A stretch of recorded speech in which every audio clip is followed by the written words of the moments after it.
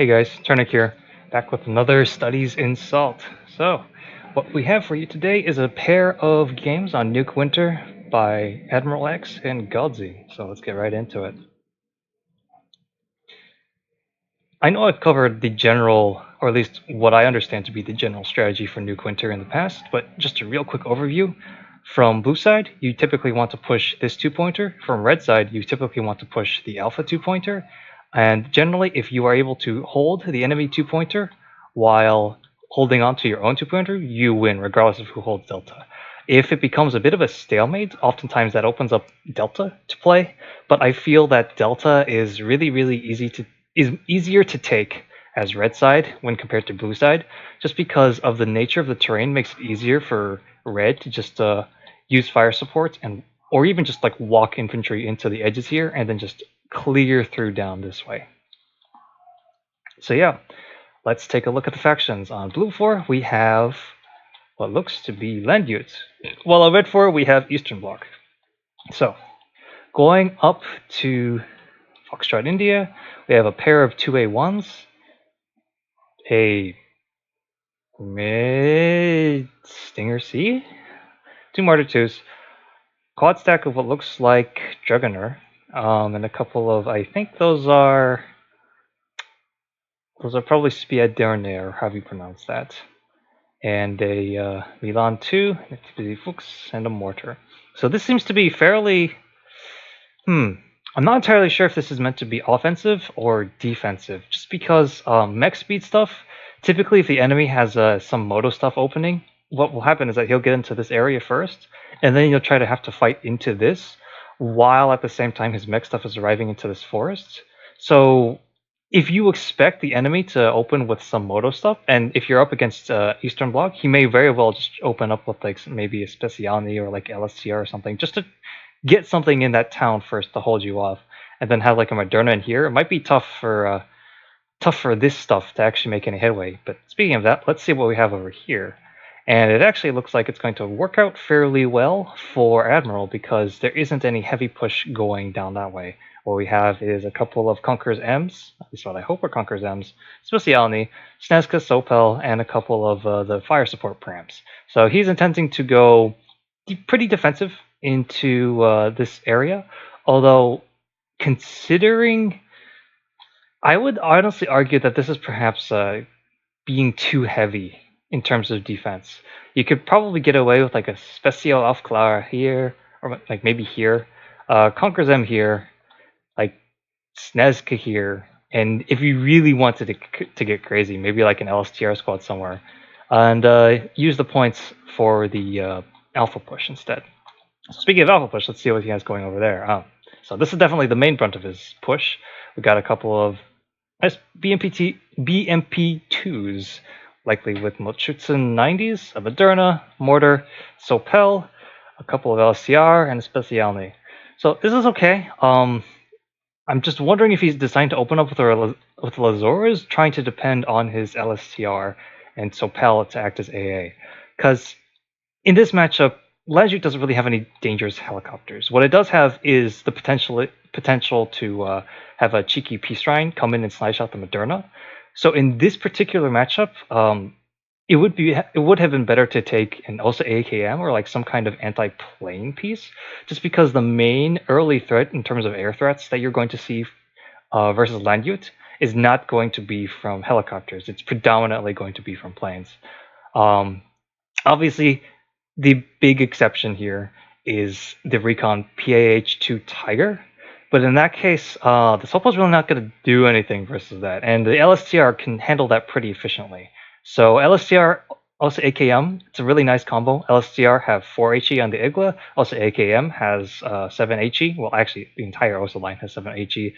So you get one hit with LSTR, get one hit with an AKM, and plane's going down. It's a really nice and efficient AA net for really only 115 points when you count the SPW transport. Now, so we have a mortar going to each side for Admiral. It's a bit ambitious. Hopefully he'll be able to micro that. And yeah, he definitely seems to be going very infantry heavy. So it seems like he's going to try and be defensive into Alpha and potentially even Delta. Let's see how it works out for him. Initial deployment, nothing weird. Flak Fencer Gepard is turned on. Maybe could be a bit of a could wind up having him get blown out. Ooh, interesting.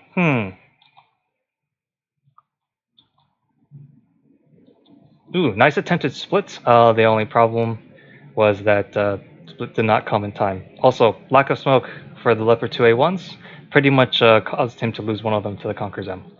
So not the greatest. So this is an interesting vector to try and attack Dragonair from. Typically, if you want to do something like this, it'd be better to like get a Jaeger and 90 squad and like put it in here and then push from this direction after you maybe get some fire support into here to like start shooting at stuff there, assuming that you somehow neutralize the Conqueror's M's that you now know are there. Martyr 2, though, just being able to drive right up this road, that's really bad for Godzi. I think he concentrated his forces too much here and sort of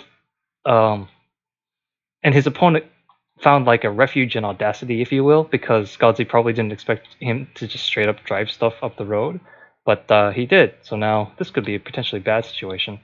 And from here, yeah, we see the main mech push going into Alpha. So let's see how that particular engagement works out.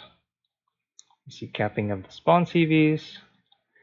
No, another pair of 2A1s, Peace Shrine, and no real use of the mortars from Admiral's end. Not the best thing. W3U Salamandra, interesting choice. Oh, it looks like the Martyr 2s died to the Conqueror's M's. That's not good. Martyr 2s are they're very specialized, which is not necessarily a bad thing. You just have to know what their speciality is. Like, Martyr 2 is probably the most efficient vehicle in the game at killing other IFVs. It has, I believe, 6 AP, 1925 range, and what was that, 7 armor or so? So it's going to be able to dispatch any IFV in the game with ease. It's an IFV killer.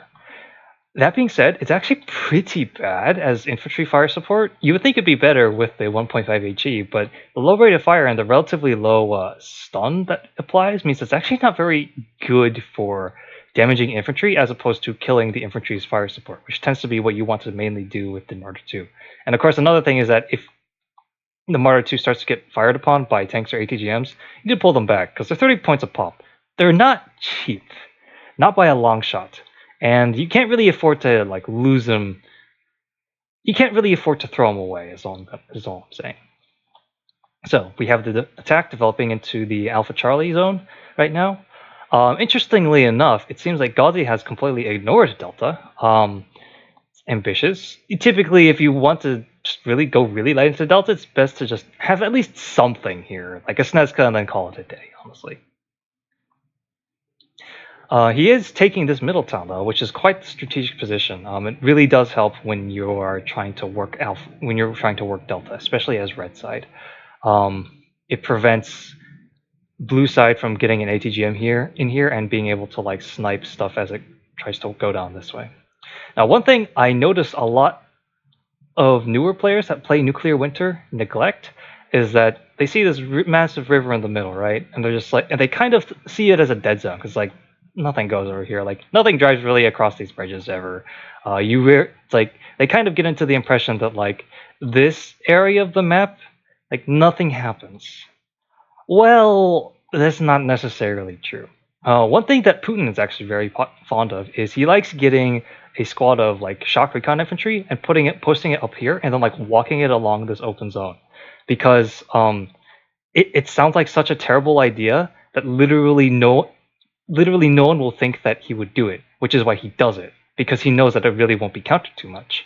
Another thing is that it can actually be ridiculously easy to sneak helicopters and stuff down this river line. And, well, goes right to the spawns. So I don't have to tell you how potentially catastrophic this is. I mean, if you look at the spread of units on the map, no one really has any recon into this area. So potentially what could happen is, you know, Admiral, you might realize this, he sent a Tiger, flies right up there, and the first thing Godzi knows of it is his air spawn getting cut off because a Tiger sniped his spawn CV. Not a great situation. So typically, stuff like a cannon or like a cheap recon halo, really, really good for just sitting out here and doing passive recon stuff, just to make sure that the enemy can't pull a fast one on you.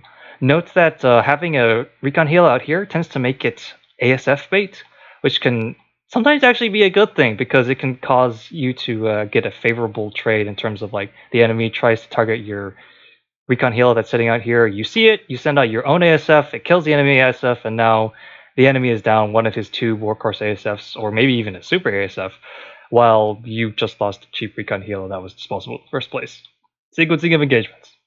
Anyway, let's see how this attack works out. Salamander getting killed by the Panzer Grenadiers over here. Not good. Flying way too close to that occupied forest. Let's see how this works out. Speciale not unloading. Here comes the 912A. No real effect on target. Interesting. So it actually seems like Godzi is going into a defensive posture in his 2-pointer. I disagree with that. He has so much material here that he really should plan on pushing soon. It is possible that he has been distracted by what's going on in his 2-pointer. You saw the MiG-29 12A kind of panic bombing, blind bombing, completely missing the Dragoneer. And yeah, not really much in the way of defenses for India. Conqueror's M is out of ammo. T-72 is out of... T-72 is not really going to be able to shoot at anything unless something tries to drive this road. But even if it does, these 3 Leopard 2A1s will easily be able to take out that stuff. Vijay and Sopel overexposed. Probably the only reason they're not dead yet is because AdmiralX is not pushing his advantage right now. Yeah, speaking of not pushing advantages, okay, all right. So now we're starting. Peace Shrine. Yeah, that's exactly what I was talking about. This stuff not good enough to kill Peace Shrine. If this had been an OSA AKM, AdmiralX would have been down 1 Peace Shrine. And losing a Peace Shrine for nothing, it's not insignificant. Leopard 2A1 driving back to the FOB? Okay. That's something I didn't think I would see. Alright.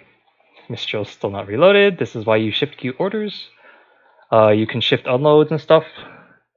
The one thing to note actually about queuing up unload orders with infantry and transports is that if you issue any orders after the unloading, the orders will only apply to the transport. They will not apply to the infantry. You will need to manually order the infantry after you perform the unload order.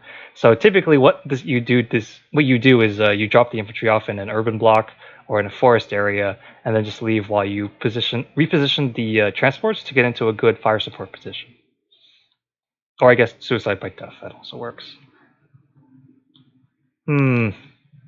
Not sure about sending out the SPW there. I guess what the intent was to get information, and actually this Milan 2 squad is out of ammo, so could actually have worked out pretty well. But another thing, nothing really going on here. Not great. Oh, actually, as soon as I say that, Admiral shifts to spot check if there's anything going on there. Patu Tiger, not really going to be able to see anything in that forest. It'd be better to have maybe like a cheap tripwire thing here, and then maybe some kind of recon thing just watching this open area. And from Godzi's side, maybe just something similar in this area.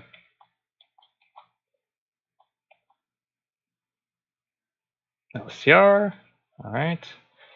Not committing his Moderna, which is perhaps a mistake. Neither side really using their mortars, which is also a mistake. Getting out panic bombers, again. Nothing necessarily wrong with using bombers at low levels, just it's something that you should try to wean yourself off of, because it can be pretty difficult, especially at higher levels, to make bombers really worth it. Also, this is an amusing little situation right here. I'm not even sure AdmiralX realizes he has force superiority in India.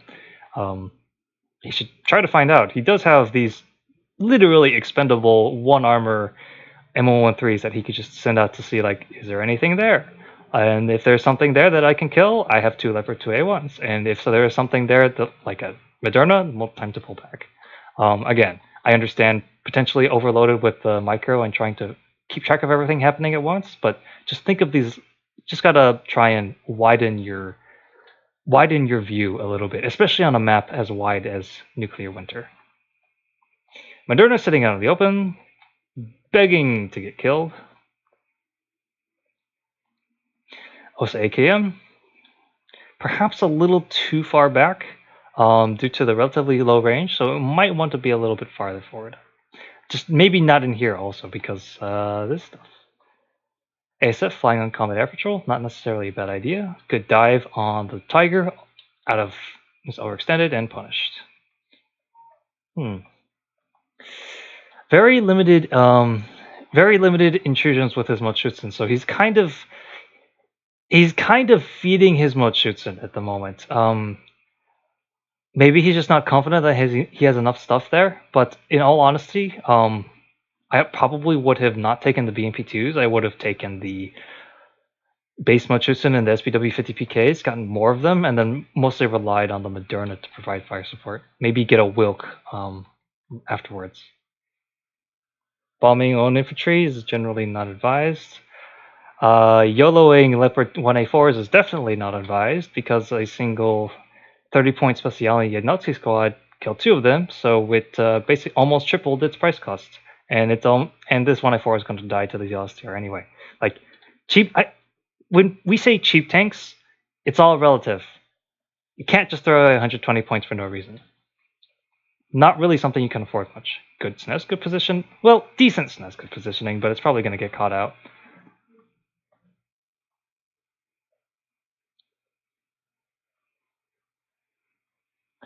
Non-microed AKM. Potentially, this could either be laziness or knowing the matchup, knowing that typically the bootcamp doesn't recommend taking the ECR as a like supersede is not the best in 1v1s, so typically it's not recommended to take it. So that could be the reason why he's leaving it on, or it could just be that it's lazy. This automatic though, it definitely needs to be microed, because the bootcamp also definitely advocates taking the SU-22 M4P, the East German seed, and losing your automatics as Lanjut basically means you lose. So yeah, get on that.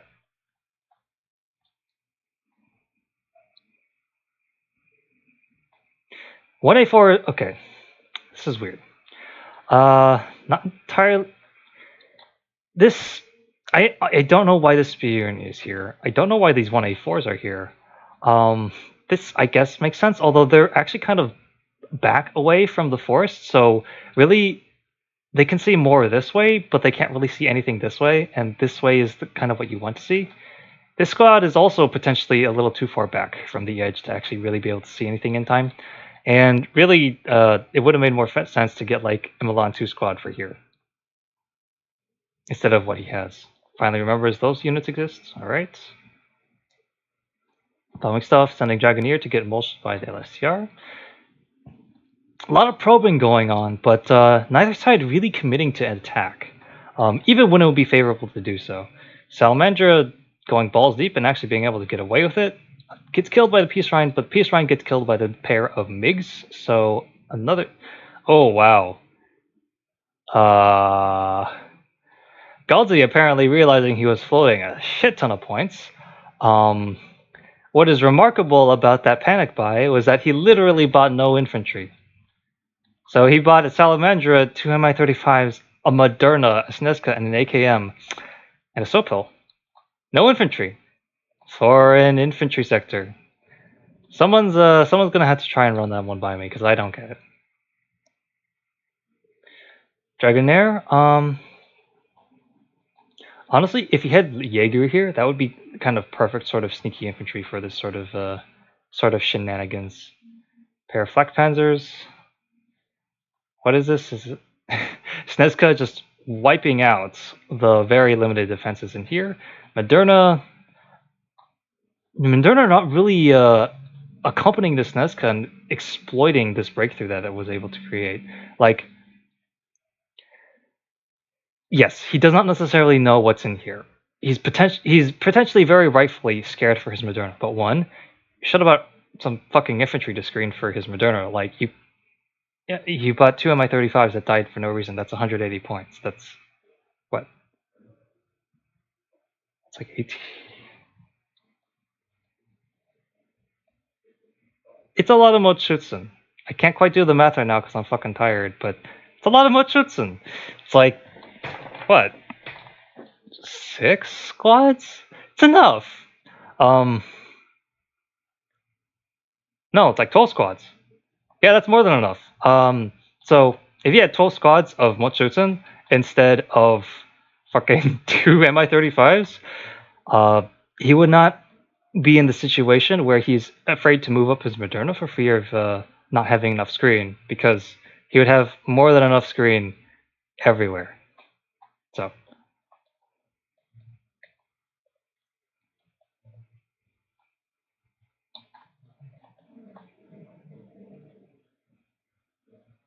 yeah, now finally 2A1's exploiting the gap. The UAZ really should have been smoked off and retreated in that position. There was nothing it was going to do besides die in that area position. And now it actually seems that AdmiralX has a far superior position. Godzi instantaneously buying a new CV, which is precisely the wrong move to do in this situation, because you have been driven out of India. This zone is completely unsecure. The absolute last thing you want to do is send an Mi-17 here. And maybe he doesn't know that there's Dragoneer here. That's his fault. He should know.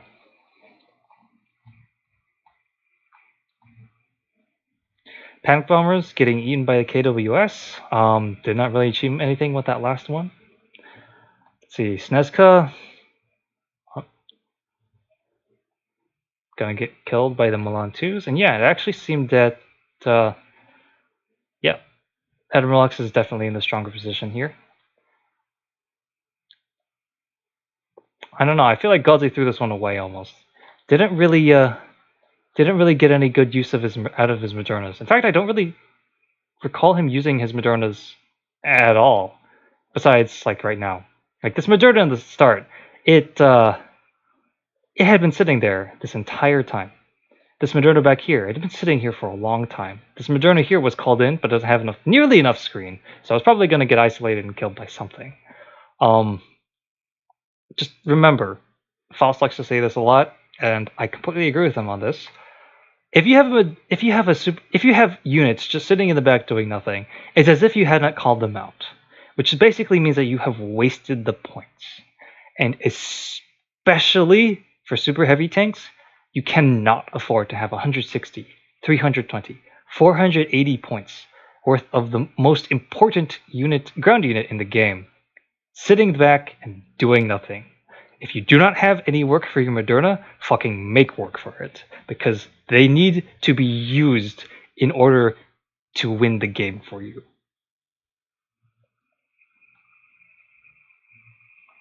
Again, no, I have basically seen no smoke usage at all this entire game. These mortars have been basically not doing anything besides bombarding CVs and stuff, which is really inefficient again.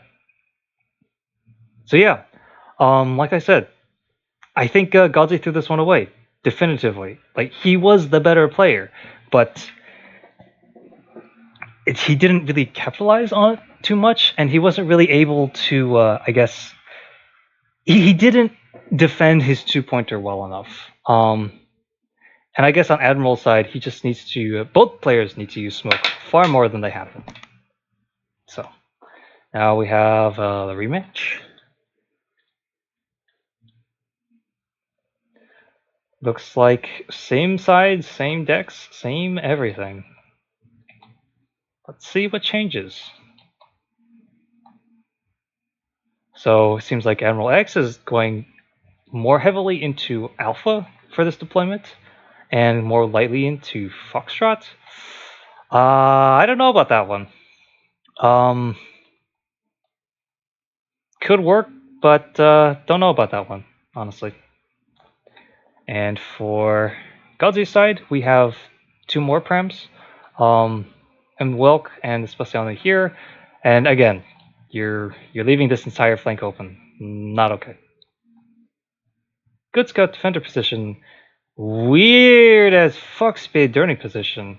A lot of stuff defensive in here. A lot of stuff here also really defensive. It seems like both players are. I'm not entirely sure what's going on actually. Again, nothing in here for Godzi. Very, very strange. It seems like both players are just intending to go defensive, build up lines, and then just like tick. So looks like it's going to be a showdown in Delta. 2A1s in the urban area. Pro tip: never ever have tanks driving around cities or in cities. It causes their pathfinding to wonk out, which means that they'll basically show side armor at the worst possible times. Again, push. Too slow. Way too fucking slow. He should not have just like waited here for like 2-3 minutes and then like slowly moved up, because this is what happens as a result. You give the enemy time to get in position. You get the enemy time to reinforce, to get ready for your assault. Bad idea. And again, a bad thing from AdmiralX this time. First of all, the guns are turned off, which makes absolutely no sense. Second of all, that edge of the forest, unsupported by the automatic Flak Panzer Gepard from this angle, which is the angle that the Salamander is shooting at the 2A1s with impunity at. 2 KWSs. Alright. I think AdmiralX is going way too far in the other direction here. He saw what happened in the last game. He's like, oh god, the enemy ASFs were cancering me so hard, so I'm just going to open up with a pair of ASFs. I don't think Godzi has bought a plane yet.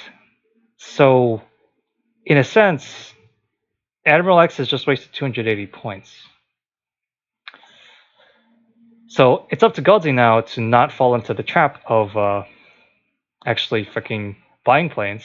And if he does, timing it so that when the enemy ASFs evac, his strike bracket comes in. And I don't know if that was intentional or just lucky, but yeah, worked out. Turning off the Gepard gun, but not the automatic.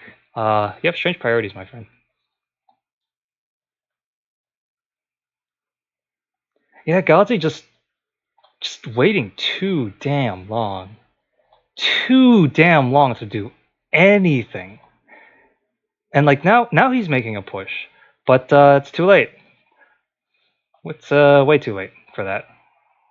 It's going to be very tough, especially if he doesn't use his Torty. If his Torty is just sitting back here, you can't. Remember, you can't not use your super heavy tanks. Just spamming out infantry like this, especially if you have an automatic like overwatching here, especially if you don't know what's going on over here, bad idea. Bad idea. Especially you're unlucky back here instead of here, which means that you're basically giving up this city, which is really bad. Non-microed AKMs. Non-microed AKMs. Well, I mean, this one's out.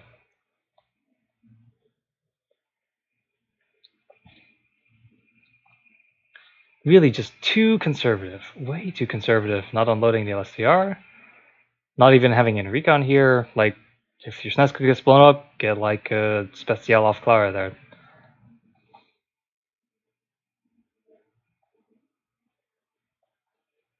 Yeah, like I said, gave up this town for free, and now he's paying the price.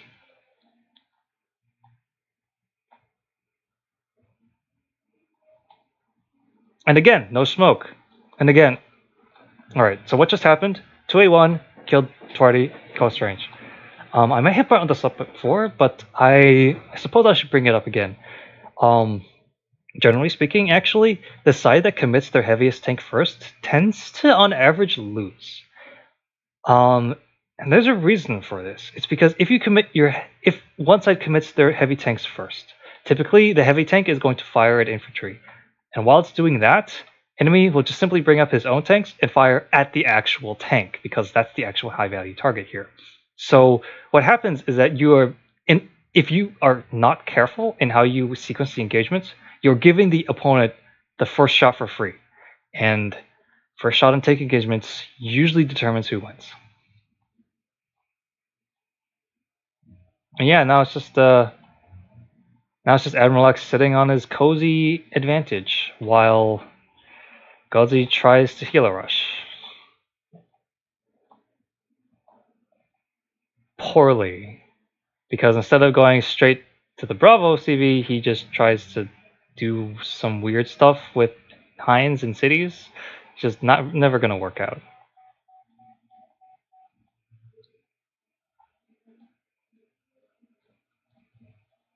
Yeah, not too much more to say.